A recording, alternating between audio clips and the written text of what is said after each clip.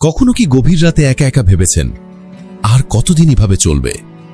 চারপাশে এত মানুষ এত কিছু করছে, কিন্তু আমি কেন পিছিয়ে আছি? আমার জীবনে কি আর্থিক সচ্ছলতা আসবে না? যদি এই প্রশ্নগুলো আপনার মনেও ঝড় তুলে থাকে, তবে আজকের আলোচনাটি আপনার জন্য। আজ আমি কোনো অলৌকিক ফর্মুলা নয়, বরং সেই গোপন 5টি নিয়ম জানাবো যা সফল ব্যক্তিরা নীরবে নিজেদের মধ্যে সীমাবদ্ধ রাখে। তারা এই নিয়মগুলো নিয়ে সবার সাথে আলোচনা করে না, বরং নীরবে এগুলোকে নিজের জীবনে প্রয়োগ করে। আপনার স্বপ্নকে বোঝার মতো মানসিকতা সবার থাকে না, তাই এই গোপন নিয়মগুলো হোক আপনার ব্যক্তিগত সাফল্যের চাবিকাঠি। তাহলে চলুন সেই গোপন অধ্যায়ের প্রথম পাতায় প্রবেশ করা যাক, যে নিয়মগুলো আপনার চিন্তার ধরন এবং কাজের পদ্ধতিকে চিরদিনের জন্য বদলে দিতে পারে। নিয়ম 1, দক্ষতা হলো তোমার সবচেয়ে বড় সম্পত্তি। Skill is your biggest asset. আমাদের সবচেয়ে বড় ভুল হলো আমরা টাকা, বাড়ি, গাড়িকেই আসল সম্পত্তি ভাবি। কিন্তু মনে রাখবেন, একটা অর্থনৈতিক মন্দা বা দুর্যোগে আপনার ব্যাংক ব্যালেন্স শূন্য হতে পারে বা বাড়ি ভেঙে যেতে পারে, কিন্তু আপনার কাছ থেকে কেউ কেড়ে নিতে পারবে না আপনার দক্ষতা বা স্কিল।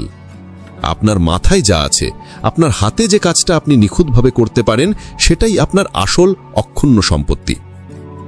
ওয়ারেন বাফেট বলেছিলেন, the more you learn, the more you earn. আপনি যত বেশি শিখবেন তত বেশি আয় করবেন। এই কথাটা শুধু উপার্জনের ক্ষেত্রেই নয়, বরং সময়ের সাথে তাল মিলিয়ে চলার ক্ষেত্রেও অত্যন্ত গুরুত্বপূর্ণ।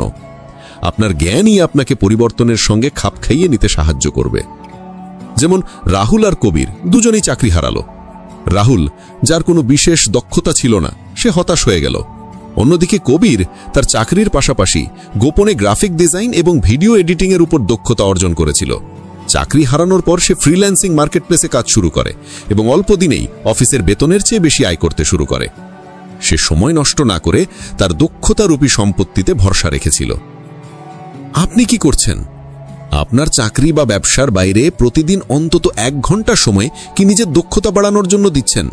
সেটা হতে পারে public speaking, digital marketing, coding বা বাজারের চাহিদা পূরণ করে এমন কোনো নতুন প্রযুক্তি। টাকা আপনাকে ছেড়ে যেতে পারে, কিন্তু আপনার দক্ষতা আজীবন আপনার সাথেই থাকবে। নীরবে নিজের ট্যালেন্ট স্ট্যাক তৈরি করুন। একটি নয়, একাধিক ছোট দক্ষতা একত্রিত করে এমন এক বিশেষ মিশ্রণ তৈরি করুন যা আপনাকে অন্যদের চেয়ে অদ্বিতীয় করে তুলবে। এই সম্মিলিত জ্ঞানই আপনাকে বাজারে অপ্রতিরোধ্য করে তুলবে। নীরবে নিজের দক্ষতা বাড়িয়ে যান, আপনার কাজই আপনার হয়ে কথা বলবে। নিয়ম 2, মূল্য সৃষ্টি করো, টাকা অনুসরণ করবে। Create value, money will follow. সঠিক প্রশ্নটা এই নয় যে কিভাবে আরো বেশি টাকা আয় করা যায়, বরং সঠিক প্রশ্নটা হলো, আমি কিভাবে মানুষের জীবনে আরো বেশি মূল্য বা ভ্যালু যোগ করতে পারি। আপনি যখন টাকার পিছনে ছোটেন, টাকা আপনার থেকে দূরে পালিয়ে যায়। কিন্তু আপনি যখন মানুষের কোনো সমস্যার সমাধান করেন বা তাদের জীবনকে সহজ করেন, তখন টাকা আপনার পিছনে ছুটতে বাধ্য হয়। এটাই ব্যবসার মৌলিক সূত্র। 2 কাঠুরিয়ার গল্পটি এই ধারণাকে স্পষ্ট করে।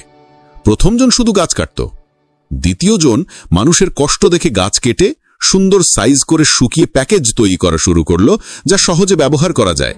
সে এমনকি হোম ডেলিভারিও চালু করলো।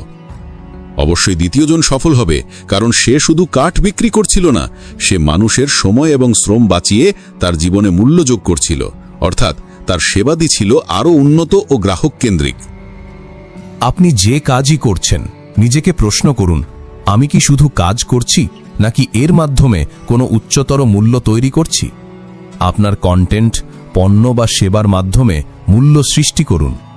যখন মানুষ বুঝবে আপনি তাদের জীবনে ইতিবাচক পরিবর্তন আনছেন, তখন তারা আপনাকে টাকা দিতে দ্বিতীয়বার ভাববে না।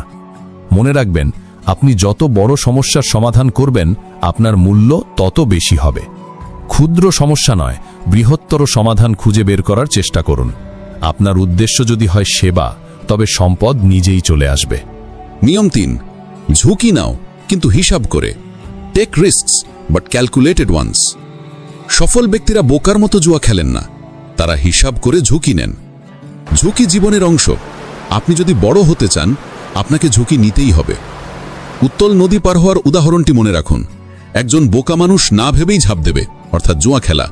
আর একজন বুদ্ধিমান মানুষ স্রোত পরীক্ষা করবে, কম গভীরতা খুঁজবে এবং ভেলা বানানোর চেষ্টা করবে, অর্থাৎ হিসাব করা ঝুঁকি। সে ঝুঁকিটাকে বিশ্লেষণ করে কমিয়ে এনেছে। ব্যবসা শুরু করতে চান? প্রথমেই পুরো পুঁজি বিনিয়োগ না করে অল্প পরিসরে শুরু করুন। দেখুন বাজারের প্রতিক্রিয়া কেমন। শেয়ার বাজারে বিনিয়োগের আগে সেই কোম্পানি নিয়ে গবেষণা করুন, তার ভবিষ্যৎ সম্ভাবনা বুঝুন। আপনার আয়ের একটি ছোট অংশ এমন জায়গায় বিনিয়োগ করুন যেখানে ঝুঁকি আছে কিন্তু রিটার্ন পাওয়ার সম্ভাবনাও বেশি। ঝুঁকি নেওয়ার আগে নিজেকে 3টি প্রশ্ন করুন। 1. সবচেয়ে খারাপ কি হতে পারে? 2. আমি কি সেই ক্ষতিটা সহ্য করতে পারবো? 3. সফল হওয়ার সম্ভাবনা কতটা? এই হিসাবগুলো নীরবে করুন। আপনার পরিকল্পনা কাউকে জানাতে যাবেন না, কারণ বেশিরভাগ মানুষই আপনাকে ভয় দেখিয়ে পিছিয়ে দেবে। নিয়ম 4. ধৈর্য ধারণ করো, সফলতা একদিন আসবে। আমরা চাই এক রাতেই সফল হয়ে যেতে, কিন্তু বাস্তবতা ভিন্ন। প্রকৃতির কোনো কিছুই তাড়াহুড়ো করে হয় না, সফলতার জন্য সময় দিতেই হবে। চাইনিজ বাঁশ গাছের গল্পটি এর সেরা উদাহরণ। গাছটা লাগানোর পর প্রথম 4 বছর মাটির উপরে কিছুই দেখা যায় না, কিন্তু 5ম বছরে মাত্র 6 সপ্তাহের মধ্যে তা 90 ফুট লম্বা হয়ে যায়। গাছটা 6 সপ্তাহে লম্বা হয়নি, প্রথম 4 বছর ধরে সে মাটির নিচে নিজের শিকড় মজবুত করছিল, যা 90 ফুট উচ্চতার ভার সহ্য করতে পারে। আপনার সফলতার যাত্রাও ঠিক তেমনই। প্রথম কয়েক বছর কঠোর পরিশ্রমের কোনো ফলাফল দেখতে পাবেন না, কিন্তু আপনি আসলে ওই সময়টায় শিখছেন, ভুল করছেন এবং নিজের শিকড় মজবুত করছেন। যারা ধৈর্য হারায় তারা মাঝপথেই হাল ছেড়ে দেয়, আর যারা লেগে থাকে তারাই সফলতা ছোঁয়। তাই যখন ফলাফল দেখতে পাবেন না তখন হতাশ হবেন না। নিজেকে বলুন, আমি আমার শিকড় মজবুত করছি। এই ধৈর্যের পরীক্ষাটা আপনাকেই দিতে হবে। নিয়ম 5. নেটওয়ার্ক গড়ে তোলো, কারো কাছে হাত পাতা ছাড়াই। আসল নেটওয়ার্কিং হলো সম্পর্ক তৈরি করা, যা দেওয়ার মানসিকতা থেকে শুরু হয়, নেওয়ার মানসিকতা থেকে নয়। এটি একটি দীর্ঘমেয়াদী ইনভেস্টমেন্ট। আপনি আপনার ক্ষেত্রে সফল কারোর সাথে সম্পর্ক করতে চান? তাকে মেসেজ দিয়ে চাকরির কথা না বলে তার কোনো কাজ বা আর্টিকেল পড়ুন এবং সে সম্পর্কে একটি অর্থপূর্ণ মন্তব্য করুন।